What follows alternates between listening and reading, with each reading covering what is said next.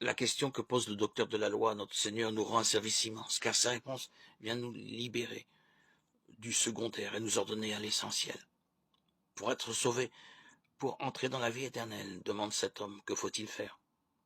Et Jésus de répondre, il suffit d'aimer Dieu mon Père de tout son être, et son prochain comme on s'aime soi-même.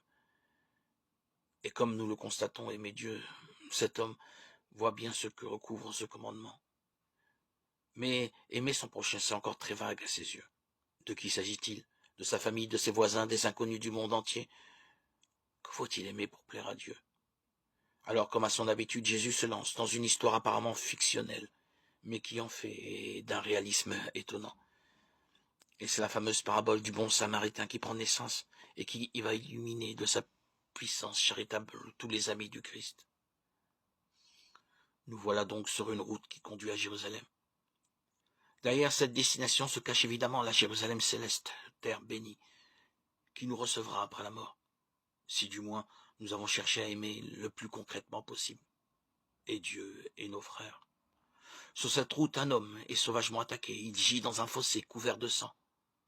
Un prêtre passe indifférent. Il n'a ni cœur, ni main, ni d'ailleurs envie de porter secours à ce pauvre homme. À ce désastre d'égoïsme se joint à présent un lévite, donc un employé du temple, autrement dit un sacristain.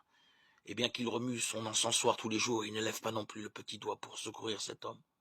Ah, c'est du joli tout ça. Par chance, un samaritain passe par là, autant dire un dissident du judaïsme, un hérétique pour la synagogue.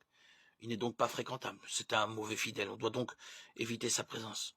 Et voilà que c'est lui, ce rebelle, qui va se constituer le prochain de ce pauvre homme abandonné dans son fossé et dans sa douleur. Il est saisi de pitié, précise le Christ. Cette remarque est essentielle. Mais quoi? Quand le cœur, quand la sensibilité ne vibre pas, c'est terminé, on ne fait plus rien pour qui que ce soit.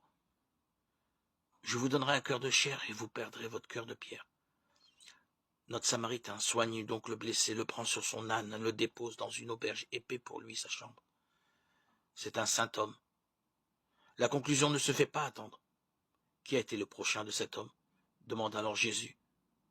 Et le docteur de la loi de répondre. C'est celui qui a fait preuve de bonté, donc notre frère, le samaritain.